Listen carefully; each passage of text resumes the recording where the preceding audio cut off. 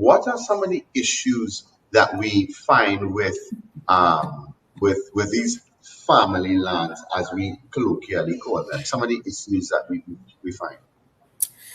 So maybe I could go first legally. I think there are several problems we can have with family land in the legal sphere, in the technical and survey sphere with the actual land itself, and then there are problems with the real estate or market value problems with family land.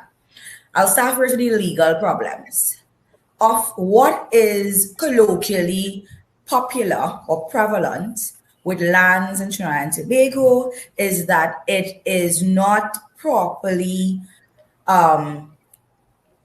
devised. Not even before you reach probate.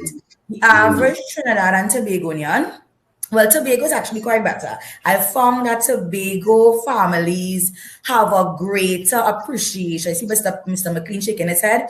You will greater find the chances of families in Tobago and southern Trinidad being a lot more responsible with planning, success in title or success of title planning for lands. The average Trinidadian do not leave things in place properly to pass on real property generation after generation. Primarily, they do not prepare and execute wills. So there's a large number of the population who die intestate. And if you are familiar with our webinars, you would know what the term means. It means leaving this life without a last written will and testament, and leaving the government or the legislation to decide how your assets are going to be apportioned. There are persons in their 70s and 80s who do not have wills. There are people with stage 4 and stage 3 cancer who do not have wills. You know that you are, what's the medical term for that? You are close to, well, I forgot the term you use, right? Terminally ill. Terminally ill. Thank you, Mr. McLean. So you are aware that you are terminally ill, yet you still have no will. We have a prevalence of that sort of irresponsibility happening in our country. And that lends to excessive legal chaos, for want of a better term, when that person has died and they die with all these assets still in their name. And now we have to find innovative ways to get it out and to their family. That's one issue, dying in intestacy. Another issue, and it derives from dying in intestacy, is not disclosing how much property you really own. So when you die in intestacy, your family try their best to make a guesstimate of the assets you would have died with. Sometimes family trying to save money because the probate process is not an inexpensive one, and they may not do all the requisite searches. That's another problem. A lot of persons do not do proper land title searches when they are making an application for letter of administration. So, for example, currently we have a client who he got a grant for the estate of his father, but there were not proper searches done, and they forgot about 4 deeds that belong to the father, and now we have to do an amendment to the grant of letter of administration that his family already have, but those lands were not included. So that's another problem we have happening with family lands or property being left out or not included. I'm seeing a lot of heart emojis and people like you all in the audience, you'll understand what I mean, right? These are things that you all have heard of or know of the family doing that. So those are 2 legal problems. And then the 3rd legal problem is, let's say you don't want a will. Let's say you have the genuine belief that writing a will cause you to die. There's a problem.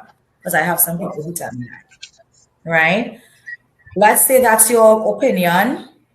Another problem we have is persons who they don't even do any title document, let's say a deed, to pass on that land or that interest that they would like to. So let's say, for instance, you know that you would, and Michelle said a lot of people believe that, yes, Michelle, a lot of people believe that As soon as you write a will, that's you will die. That's Yes. good. It's a common local folklore belief. Or some people believe when you write the will, somebody might take you out. Right. Your children, they're going to, you know, but you don't have to tell anybody what's in your will. They don't even have to know it exists. Just do it, right? And then another problem we have is that people are misinformed or undereducated as to what they're supposed to do. They go by what I like to term a bush lawyer. Somebody, friend, sister, uncle went and do a consultation and they got incorrect information. That leads to two things, Mr. Paul. Either they incorrectly leave the assets or write it incorrectly in the will that they leave, and so it's not legally enforceable, and it is as if they died intestate anyway. Because when you look at the will, it's nonsensical in law. That's the only way I can put it. And so if it's a land and leave, right. You're right. By the place. So I have had people who say they leave in the land for baby and things. So they put the child name as baby or daughter, incorrect name or incorrectly referring to the beneficiary.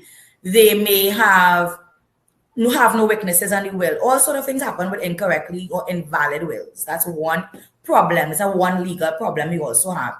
And the other legal problem is that there are things you could do right now to deal with your family lands. For instance, you can do a deed of gift, a gift assignment, and you retain a life interest, and only when you die your children get it. And they also don't necessarily have to know about that, because that type of deed, they don't have to be a signatory on it. So they could very well be living in your house thinking your name alone on the property, but you have given them an interest when you die. That skips probate, and they don't know, because you alone would need to execute that. Right? So these are some things. It's really lack of legal understanding, lack of legal preparation that make properties literally skip generations, miss families. And for persons who may be here living in areas such as the Woodbrook area, your properties are under leasehold hereditaments. And if you do not make proper provisions for what happens to your interest when you die, or who has the authority to renew your lease with the government on your behalf, you are going to lose title.